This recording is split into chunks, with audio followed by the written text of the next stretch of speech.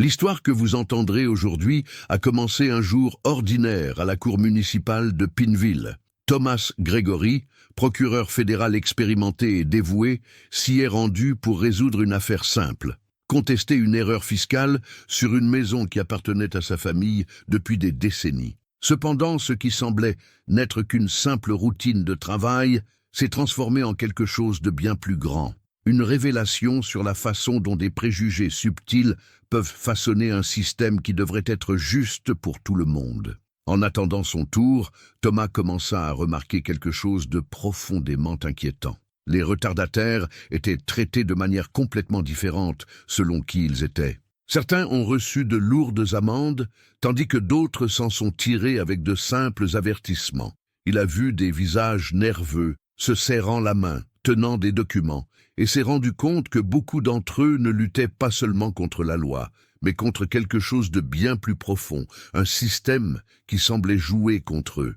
Quand ce fut enfin le tour de Thomas, l'inattendu se produisit. Au lieu de voir sa cause entendue équitablement, il a été publiquement réprimandé et condamné à une amende. Pendant ce temps, d'autres personnes qui avaient commis des erreurs similaires, voire plus graves, sont reparties sans aucune conséquence. Thomas savait que quelque chose n'allait pas. Il le sentait dans l'atmosphère pesante de la pièce et dans les regards inconfortables des personnes assistant à la scène. C'est à ce moment-là qu'il prend une décision ferme. Je ne lâcherai pas ça. Ce que vous découvrirez aujourd'hui n'est pas seulement le combat de Thomas contre un juge, c'est l'histoire de la façon dont une personne, en voyant la vérité au milieu d'un système injuste, peut trouver le courage d'initier un changement que personne ne croyait possible. Cette histoire vous montrera que, aussi difficile que cela puisse paraître, élever la voix contre ce qui ne va pas peut inspirer une transformation qui va au-delà des villes, des États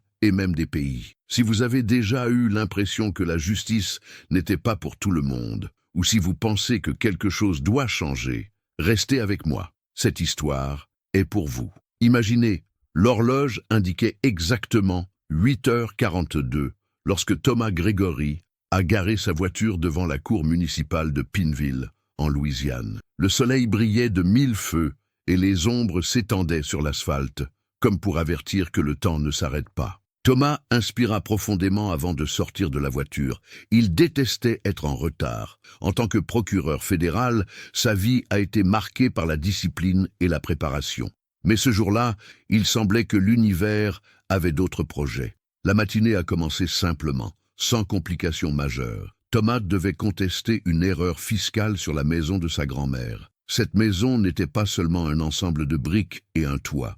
Pour lui, c'était l'endroit où il a grandi et appris ce qui était bien et mal, sous l'œil ferme mais aimant de sa grand-mère. Mais la ville a soudainement décidé d'augmenter les impôts, et il a passé des semaines à rassembler des preuves, démontrant que c'était une erreur. Vêtu d'un costume bleu foncé et d'une chemise blanche impeccable, Thomas semblait prêt à affronter n'importe quelle bataille. Cependant, avant de quitter son domicile, il a reçu un appel urgent concernant une affaire de traite d'êtres humains. Il examine des documents, donne des instructions à son équipe et se précipite au palais de justice, sentant déjà le poids de son retard. Alors qu'il montait les marches de l'immeuble, son téléphone portable vibra. Un message de l'assistant clignote sur l'écran. Le juge ici a la réputation d'être strict avec les retards. Soyez prudent. Thomas soupira, mit son téléphone portable dans sa mallette et continua. Il savait qu'il avait tout ce dont il avait besoin, des preuves et des arguments. Malgré tout, l'avertissement résonnait dans son esprit. La cour municipale était très différente des cours fédérales où il travaillait. Les murs beiges, les bancs usés, l'odeur du vieux café et du papier remplissaient la pièce. Malgré sa simplicité, l'endroit grouillait de gens tenant des documents avec des expressions anxieuses. L'horloge indiquait désormais 8h50.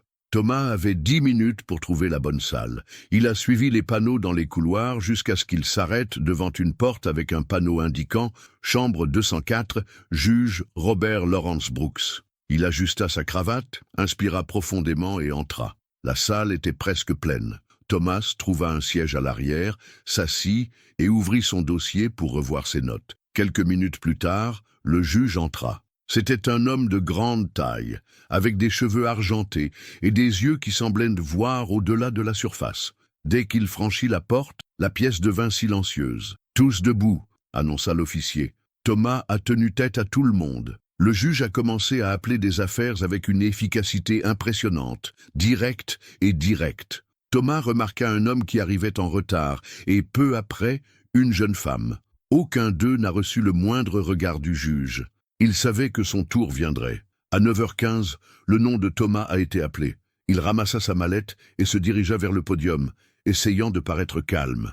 Il s'est présenté de manière professionnelle, mais le regard du juge s'est durci dès qu'il l'a aperçu. Le silence dans la pièce devint épais. « Vous êtes en retard, monsieur Grégory. » La voix du juge sonnait comme le tonnerre, traversant le silence de la pièce avec une précision cruelle. « Pensez-vous que le temps de ce tribunal vaut moins que le vôtre ?» Thomas frissonna, mais ne se laissa pas céder. Il leva les mains, dans un geste d'excuse, essayant de conserver ce qui restait de son sang-froid. « Votre honneur, je m'excuse.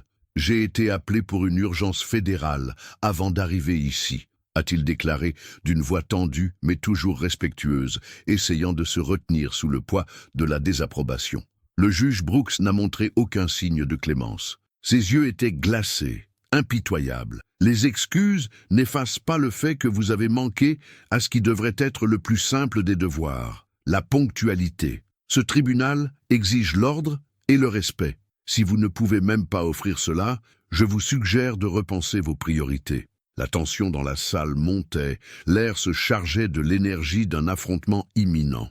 Thomas sentait chaque mot du juge comme un couteau, mais il restait inébranlable. Il savait que sa véritable force résidait dans les preuves et les arguments qu'il apportait, et non dans des paroles vides de sens. Avec un soupir, il choisit ses mots avec une précision chirurgicale. « Votre honneur, je comprends l'importance d'être ponctuel, mais, si vous me le permettez, j'aimerais présenter mon cas sur la taxe d'habitation. » Le juge, d'un geste impitoyable, leva la main, l'interrompant avec l'autorité d'un homme qui ne tolérerait pas un autre mot. « Allons-y, mais d'abord, votre manque de respect. Cela compromet l'intégrité de ce tribunal. Vous êtes condamné à une amende de 50 $. Les mots tombèrent comme une condamnation à mort, se répercutant sur les murs de la pièce. Thomas sentit sa mâchoire se serrer involontairement sous le poids de l'humiliation, mais il ne laissa pas son expression trahir ce qu'il ressentait intérieurement. Il était suffisamment expérimenté pour garder le contrôle.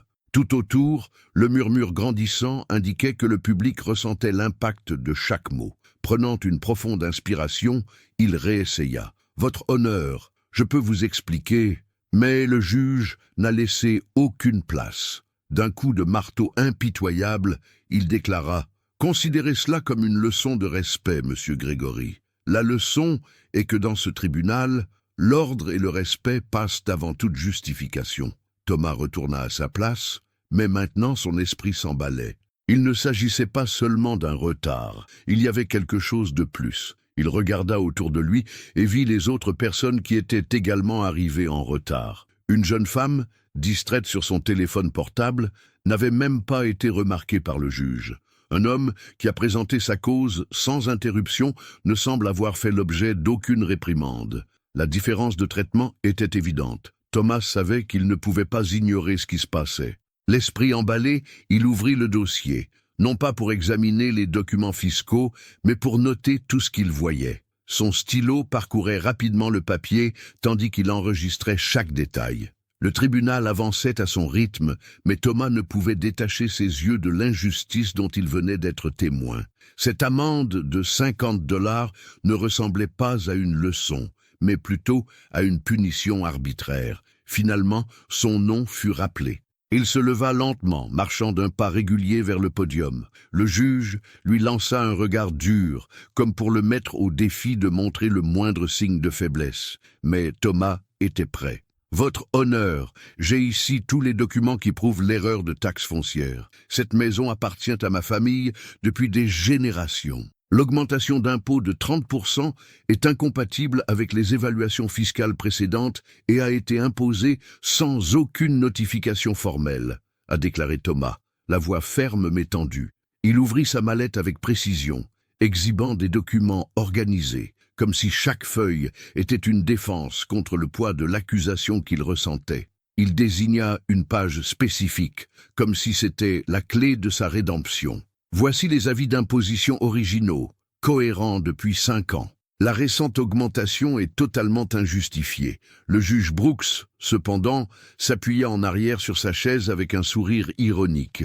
Ses yeux étaient remplis de dédain, et la froideur de son expression était palpable. « J'examinerai cela en temps voulu, monsieur Grégory. Cependant, ce retard n'est pas quelque chose que nous pouvons simplement ignorer. Croyez-vous vraiment que vos responsabilités fédérales justifient d'enfreindre les règles de ce tribunal ?» La pièce sembla se figer au moment où le juge parla. Thomas a ressenti la pression, mais il n'a pas cédé. Il restait calme, chaque mot calculé, chaque respiration contrôlée. « Votre honneur, je n'avais pas l'intention de manquer de respect à ce tribunal. Le retard est survenu parce que je traitais une affaire fédérale urgente concernant la traite des êtres humains.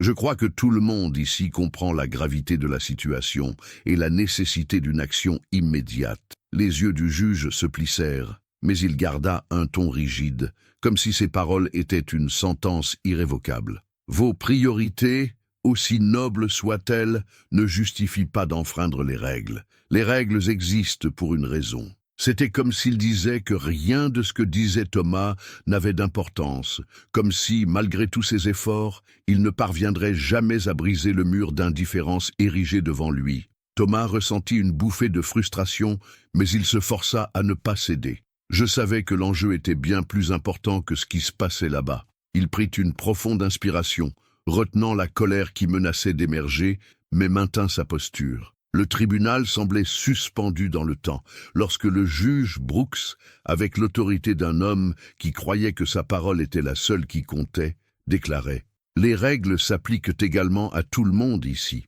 Le silence dans la pièce était assourdissant. L'inconfort était inscrit sur les visages de toutes les personnes présentes, mais personne n'osait dire un mot. Thomas savait que ces mots n'étaient pas vrais, du moins pas pour lui. Il prit une profonde inspiration, comme si c'était son dernier souffle avant de se battre pour la dernière chance. « Votre honneur, je demande juste de la clarté. La justice doit être la même pour tout le monde, pas seulement pour moi, » a-t-il déclaré, le calme de sa voix contrastant avec la tempête interne qu'il essayait de contrôler. Le juge n'a pas du tout aimé ce qu'il a entendu. D'un violent coup de marteau, il stoppa la tension montante. « Je ne tolérerai pas les accusations contre ce tribunal. Votre amende de $50 est maintenue. » Thomas pencha légèrement la tête, l'air impassible. Il savait qu'à ce moment-là, il ne pouvait pas gagner, mais il ne montra aucune faiblesse. Il a juste répondu avec la même sérénité qu'il avait gardée depuis le début. « Merci, votre honneur. » La pièce devint silencieuse, et pendant un bref instant, le temps sembla s'arrêter. Thomas savait que cette bataille était loin d'être gagnée, mais qu'il y avait encore quelque chose de plus grand à accomplir. Il retourna à sa place, sentant les regards curieux autour de lui. Certaines personnes semblaient étonnées, d'autres clairement mal à l'aise. Thomas n'était pas étranger à des moments comme celui-ci. J'avais déjà été confronté à des préjugés déguisés en autorité. Mais cette fois, il y avait quelque chose de différent. La tension dans la salle était palpable, comme si tout le monde attendait qu'il agisse. Discrètement, Thomas sortit son téléphone portable et commença à prendre des notes. Il avait déjà décidé, cette situation ne s'arrêterait pas là. Alors que le tribunal poursuivait sa routine, Thomas commença à remarquer de petits détails autour de lui. Un homme noir plus âgé, assis quelques rangées plus loin, se tourna et lui lança un regard approbateur. Une étudiante en droit griffonnait frénétiquement sur son cahier, visiblement dépassée par ce dont elle venait de voir. L'employé hésita en tapant, visiblement mal à l'aise. Une fois la séance terminée, Thomas ne partit pas immédiatement. Il restait assis, regardant les gens quitter la pièce, emportant avec lui le poids inexprimé de ce qui venait de se passer. Finalement, Thomas récupéra sa mallette et quitta la salle d'audience. Cependant, la brise fraîche du dehors n'apaisait pas la tension qu'il ressentait. Il s'arrêta sur les marches, regardant l'horizon en réfléchissant à ce qui venait de se passer. Il décrocha le téléphone et ouvrit les coordonnées du procureur fédéral adjoint. Son pouce planait sur le bouton d'appel, mais il marmonnait « pas encore ». Il savait qu'il avait quelque chose de plus gros entre les mains. Les interactions dont il a été témoin dans cette pièce ont clairement montré qu'il ne s'agissait pas d'une situation isolée, mais d'une tendance, quelque chose de structurel. De retour dans la voiture, Thomas ouvrit sa mallette et en sortit son insigne doré de procureur fédéral. L'emblème reflétait la lumière du soleil, presque comme un rappel silencieux de sa responsabilité. Il prit une profonde inspiration, sentant la détermination monter en lui, et prit une décision. Thomas retourne au tribunal. La pièce était plus calme, avec quelques affaires encore en cours. Le juge Brooks feuilleta les documents, l'air plus fatigué qu'auparavant. Thomas se dirigea vers le podium à pas réguliers, tenant son badge et ses pièces d'identité bien en vue. L'employé a arrêté de taper au moment où elle l'a vu approcher. Le juge leva les yeux, l'irritation visible dans le regard, comme s'il avait été interpellé par la simple présence de Thomas. « Monsieur Grégory, la séance est déjà terminée. Si vous avez quelque chose à régler, prenez rendez-vous. » Sa voix coupait l'air avec autorité. Thomas restait impassible, sa position inébranlable, mais sa voix avait une intensité palpable. « Avec tout le respect que je vous dois, votre honneur, je crois que je dois me présenter officiellement, » a-t-il déclaré, les yeux fixés sur le juge. Il a ensuite brandi l'insigne afin que toutes les personnes présentes dans la pièce puissent le voir clairement, la lumière se reflétant sur l'insigne comme un signe indubitable de son rang. « Je m'appelle Thomas Grégory, procureur adjoint des États-Unis. Je travaille au ministère de la Justice depuis plus d'une décennie, où je m'occupe de la traite des êtres humains, de la corruption et des violations des droits civiques. » Les mots résonnèrent dans la pièce, comme si l'atmosphère avait instantanément changé. Le juge resta immobile, les mains toujours sur les papiers, son visage pâlissant, alors qu'il réalisait l'ampleur de ce qui venait d'être révélé. Le silence envahit la salle, et les quelques personnes présentes regardaient fixement, avec un mélange de curiosité et d'appréhension. Thomas n'a pas laissé le temps au juge de réagir. Sa voix, désormais ferme, continuait de résonner dans l'air. « Votre honneur, j'étais en retard ce matin parce que je m'occupais d'un cas fédéral urgent qui nécessitait mon attention immédiate. Je comprends parfaitement l'importance des règles et des procédures, mais je dois souligner quelque chose de crucial. Il y a eu une nette différence dans le traitement des retards, ici aujourd'hui. » Le juge fronça les sourcils, un malaise visible apparaissant sur son visage. Il n'aimait pas la direction que prenait la conversation. « Monsieur Grégory, si vous pensez qu'il y a eu un problème avec le processus, vous avez parfaitement le droit de déposer une plainte formelle, » a-t-il répondu en essayant de reprendre le contrôle. Thomas, imperturbable, souleva le cahier où il avait tout noté. Sa posture était celle de quelqu'un qui savait exactement ce qu'il faisait. « J'ai déjà commencé à documenter, votre honneur, pas seulement à cause de mon cas, mais aussi à cause des différences que j'ai observées dans le traitement des autres retardataires, d'autant que ces différences semblent suivre un schéma racial. En tant que procureur fédéral, il est de mon devoir de signaler tout signe de préjugé ou de discrimination. » L'impact des paroles de Thomas fut immédiat. La pièce était complètement silencieuse, comme si le temps s'était arrêté. L'employé, qui tapait frénétiquement jusqu'alors, hésita et regarda nerveusement Thomas et le juge. Un jeune étudiant en droit, assis au fond,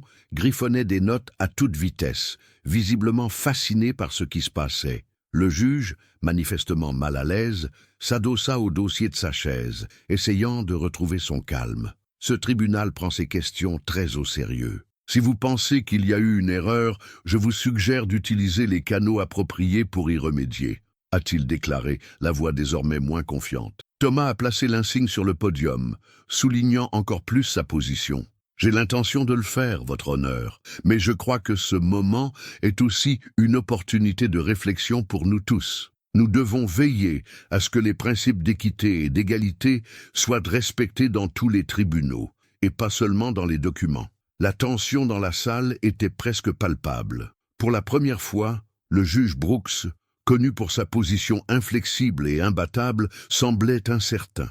Il agrippa les accoudoirs de son fauteuil, comme s'il essayait de s'ancrer, sa confiance visiblement ébranlée par la fermeté de Thomas. « Vous pouvez y aller, monsieur. »« Grégory » dit-il d'une voix plus basse, presque sans énergie, comme si les mots lui coûtaient plus qu'il ne l'imaginait. Thomas, toujours avec le calme de quelqu'un qui sait avoir rempli son rôle, récupéra ses lettres de créance et fit un léger signe de la main, un adieu qui n'avait pas besoin d'être dit avec des mots.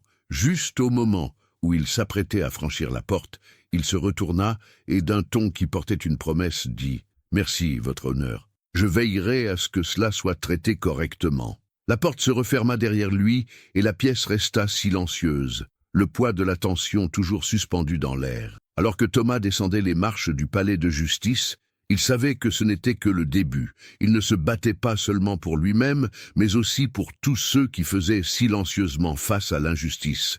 Et ce combat était loin d'être terminé. Les gros titres ont commencé à faire la une des médias locaux et nationaux.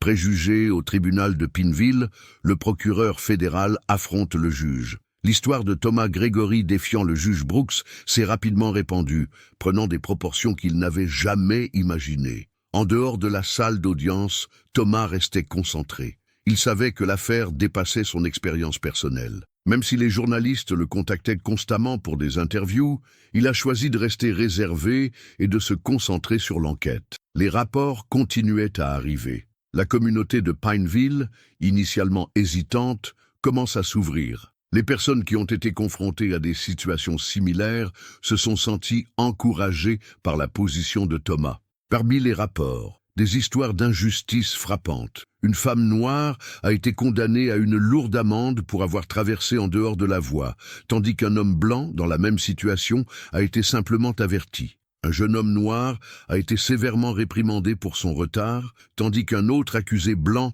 a vu son retard complètement ignoré. La commission de contrôle judiciaire a intensifié son enquête et analysé des dossiers détaillés. Le carnet de notes de Madame Thompson et les témoignages de responsables tels que James Wilson sont devenus des pièces maîtresses. Le schéma de discrimination n'était pas seulement visible, il était impossible de l'ignorer. Les médias ont également joué un rôle important. Une émission de télévision nationale a invité Thomas à une interview, mais il a refusé. Au lieu de cela, il a publié un communiqué de presse. Il ne s'agit pas de moi, mais de garantir que chacun soit traité équitablement en vertu de la loi. Notre système judiciaire devrait être un pilier de l'égalité et non le reflet de nos préjugés. Pendant ce temps, la pression du public sur le juge Brooks augmentait. Des groupes de défense des droits civiques ont organisé des manifestations devant le palais de justice, brandissant des pancartes indiquant « Justice pour tous » et « Fini les doubles standards ». Le hashtag #EqualJustice a commencé à gagner du terrain sur les réseaux sociaux, rassemblant le soutien de tout le pays. Thomas, de son côté, est resté méticuleux. Il savait que l'affaire ne pouvait pas reposer uniquement sur la pression du public. Il me fallait des preuves solides. Il a passé des nuits à examiner les témoignages, à rassembler des preuves et à préparer des rapports pour la commission de contrôle judiciaire. Lors d'une des réunions avec Cathy Couric, elle a commenté « Thomas, l'impact de cela se fait déjà sentir. Il ne s'agit pas seulement du juge Brooks, sa position incite les autres à réfléchir sur le fonctionnement du système. C'est ce dont nous avons besoin, Katie. » répondit Thomas. Il ne s'agit pas seulement d'une seule personne. Il s'agit de changer le système. Quelques jours plus tard, la commission a publié une déclaration préliminaire. Les preuves suggèrent un schéma constant de discrimination dans la salle d'audience du juge Brooks. Des mesures sont prises pour garantir que la justice soit rétablie et que l'équité revienne au fondement de notre système. Thomas savait qu'il y avait encore beaucoup à faire, mais c'était une étape importante. Il a regardé par la fenêtre de son bureau, voyant la communauté unie, et a ressenti quelque chose qu'il n'avait pas ressenti depuis longtemps, l'espoir. La pression sur le juge Brooks augmentait chaque jour. Sa déclaration publique, dans laquelle il a regretté toute action involontaire, a semblé creuse et défensive, incapable de calmer l'indignation qui s'empare de la communauté. Le public a perçu ses propos comme une tentative désespérée de minimiser des décennies de discrimination systématique. Pendant ce temps, Thomas Grégory continuait sans relâche, rassemblant des preuves et élargissant la portée de l'enquête. Les histoires humaines derrière ces chiffres étaient dévastatrices. Thomas a entendu des mères raconter comment elles avaient perdu leur maison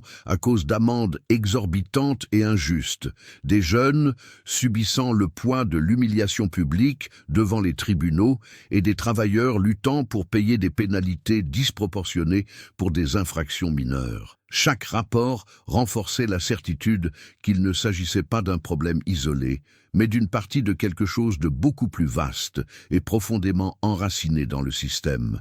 À l'extérieur du tribunal, les protestations se sont multipliées. Les militants brandissaient des pancartes et scandaient des slogans qui résonnaient dans les rues. Les réseaux sociaux ont entretenu l'indignation, avec des milliers de personnes partageant leurs propres expériences sous le hashtag Justiça igual Agora. L'affaire avait déjà dépassé les frontières de Pineville, attirant l'attention nationale.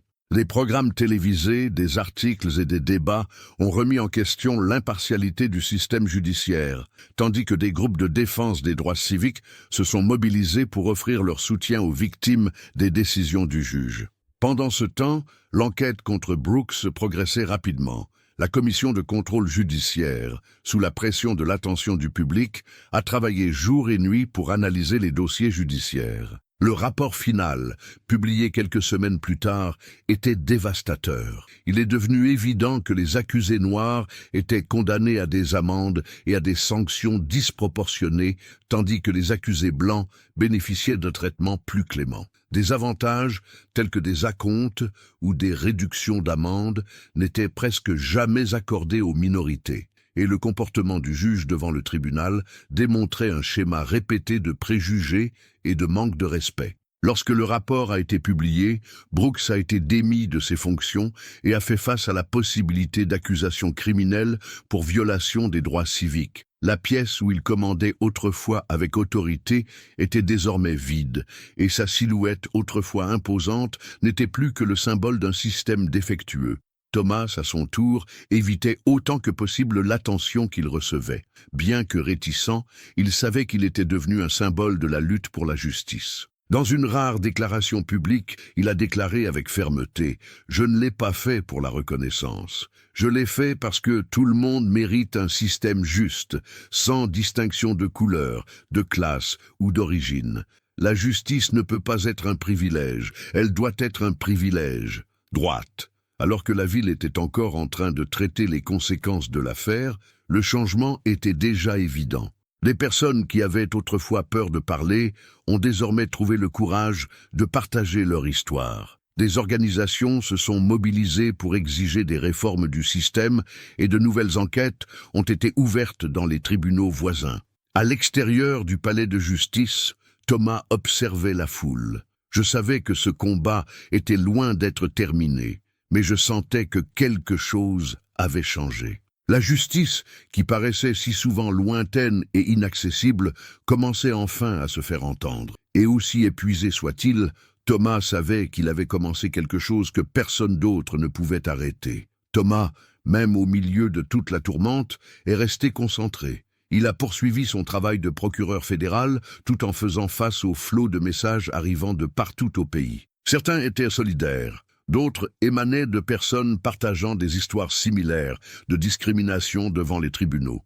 Mais une lettre, en particulier, l'a profondément marqué. Il s'agit d'un avocat à la retraite de l'Alabama qui a écrit « Pendant des années, j'ai été témoin des mêmes injustices que vous décrivez, mais je n'ai jamais eu le courage de parler. Merci d'avoir fait ce que beaucoup d'entre nous ne pouvaient pas faire. » Que ces mots ont touché Thomas d'une manière particulière, lui rappelant que son combat ne se limitait pas à Pineville, mais résonnait à travers le pays. Le mouvement s'est rapidement étendu à d'autres villes de Louisiane. Les tribunaux ont commencé à être remaniés. Des militants et des journalistes ont enquêté sur des cas similaires et le comité de contrôle judiciaire de l'État a annoncé une révision complète des tribunaux municipaux, promettant de mettre fin aux préjugés systémiques. À la fin du mois, la commission de contrôle judiciaire a terminé son rapport préliminaire et les conclusions ont été dévastatrices.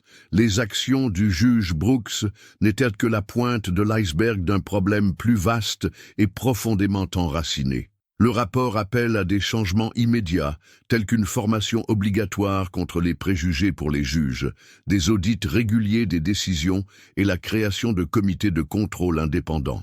La pression exercée sur le juge Brooks est devenue insoutenable. Confronté à la possibilité d'une audience publique et de mesures disciplinaires, il a annoncé sa démission, déclarant dans un bref communiqué « Je crois qu'il est dans le meilleur intérêt de ce tribunal et de cette communauté que je me retire ». Pour Thomas, la démission de Brooks n'était pas une raison de se réjouir. Il savait que ce n'était que le début.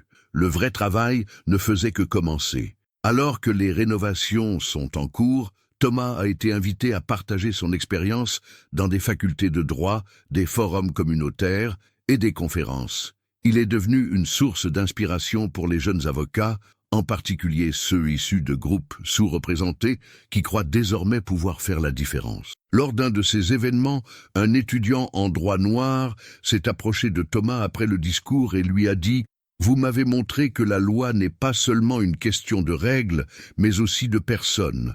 Vous m'avez donné une raison de me battre pour la justice. » Thomas sourit humblement et répondit « Le combat ne fait que commencer, mais si chacun de nous fait sa part, nous pouvons améliorer le système. » Des mois après que tout a commencé, le palais de justice de Pineville avait déjà un aspect différent. Les murs usés ont été repeints, et un nouveau bureau d'accueil accueille les visiteurs. Des panneaux en plusieurs langues indiquaient les ressources disponibles, telles que les plans de paiement et l'assistance juridique. Un petit panneau à l'entrée rappelait à tous les passants que la justice et l'égalité ne sont pas que des mots, mais des engagements.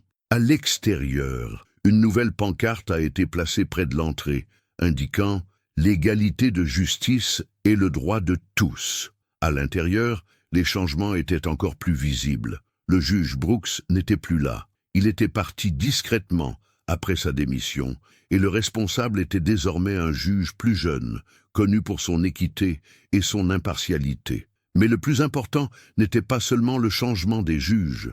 De nouvelles règles modifiaient tout le système. Tout le personnel des tribunaux était désormais tenu de suivre une formation spéciale anti-partialité, au cours de laquelle des experts expliquaient comment de petites actions pouvaient involontairement rendre les décisions injustes. Au fond de la salle d'audience, Thomas était assis et regardait tout. Il avait été invité à s'exprimer sur les changements apportés. En attendant son tour, il ressentait un mélange de fierté et d'espoir, sachant que son combat avait non seulement créé des changements significatifs à Pineville, mais qu'il commençait également à ouvrir les portes d'un système plus juste à travers le pays. Les choses s'amélioraient, mais Thomas savait qu'il restait encore beaucoup de travail à faire. L'impact de son combat ne s'est pas limité à Pineville, ce qu'il a commencé à inspirer d'autres villes de Louisiane et même d'autres États.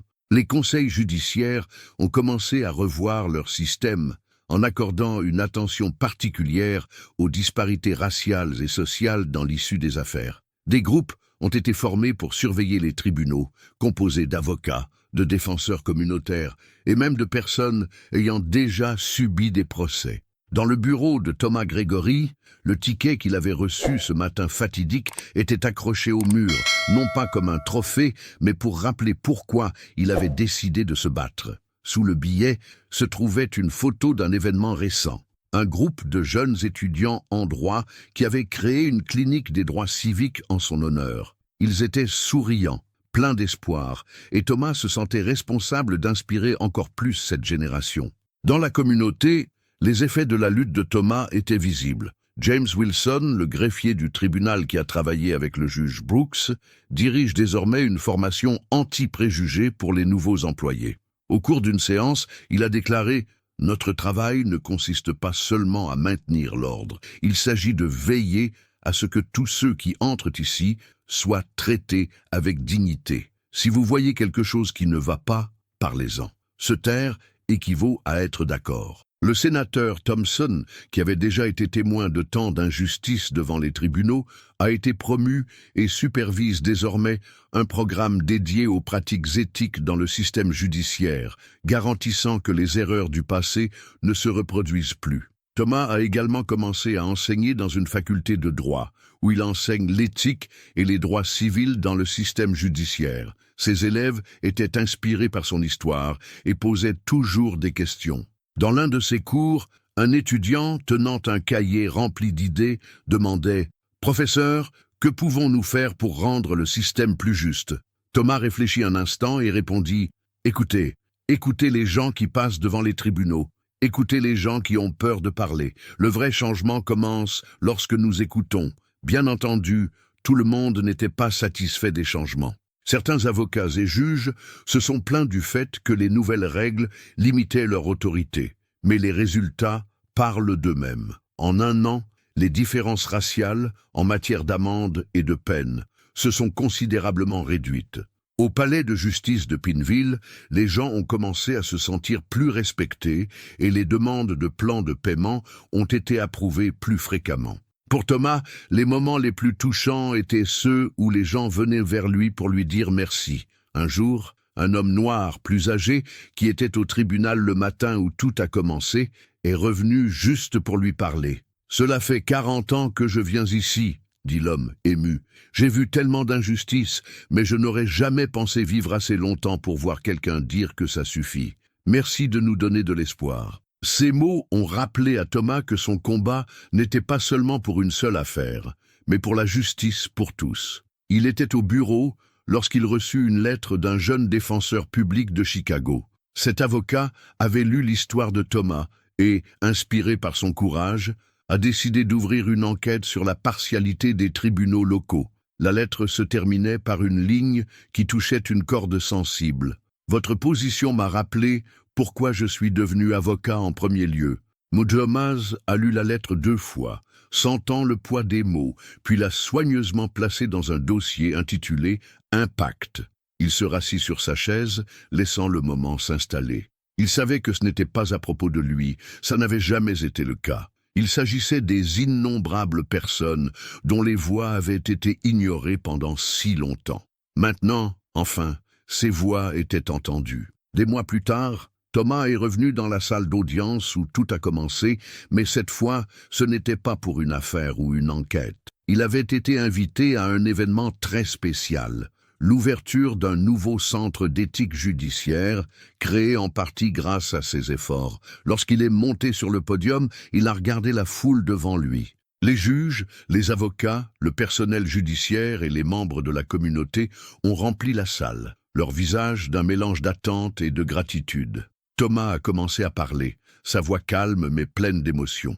La justice ne concerne pas seulement les lois. Il s'agit de savoir comment nous traitons les personnes qui viennent devant nos tribunaux.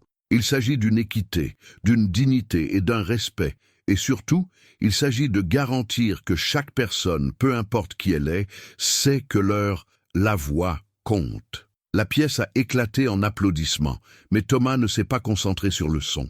Il a regardé les visages du public, il a vu l'espoir, il a vu la détermination, il a vu le début de quelque chose de réel. Et à ce moment-là, je savais que, bien que le travail soit encore loin d'être terminé, c'était un pas énorme dans la bonne direction. Le combat de Thomas a commencé comme un seul à corriger une injustice personnelle, mais ce qu'il a révélé était un problème beaucoup plus important, enraciné dans des décennies d'inégalités. Son courage a non seulement exposé les préjugés dans cette salle d'audience de Pineville, mais a également inspiré des réformes qui ont résonné bien au-delà de ces murs. Aujourd'hui, la transformation est visible. Les gens qui étaient auparavant réduits au silence ont maintenant un espace pour parler. Les tribunaux sont réévalués et des mesures concrètes sont prises pour s'assurer que la justice est vraiment égale pour tous. Thomas ne l'a pas fait seul, mais il était le catalyseur qui a montré qu'une seule voix peut être suffisante pour initier le changement. Et cette histoire ne s'arrête pas ici. Elle est un puissant rappel que lorsque nous affronterons quelque chose de mal, nous ne pouvons pas rester silencieux. Le changement commence lorsque nous avons le courage de dire « ce n'est pas juste ». Et lorsque de nombreuses voix se réunissent, une transformation est possible. Maintenant, c'est à nous tous. Le système ne s'améliore que lorsque chaque personne, chaque communauté, choisit de faire sa part. Si Thomas pouvait commencer cette révolution, imaginez ce que nous pouvons faire ensemble. Parce que la justice n'est pas seulement un idéal, c'est le droit de tout le monde, et la lutte pour cela ne doit jamais s'arrêter. Si vous avez aimé cette histoire, n'oubliez pas d'aimer et de vous abonner à la chaîne. Ici, vous trouverez chaque jour des histoires passionnantes, faites pour toucher votre cœur. Et je suis sûr que l'histoire qui apparaît à l'écran maintenant vous déplacera aussi. Ne le manquez pas.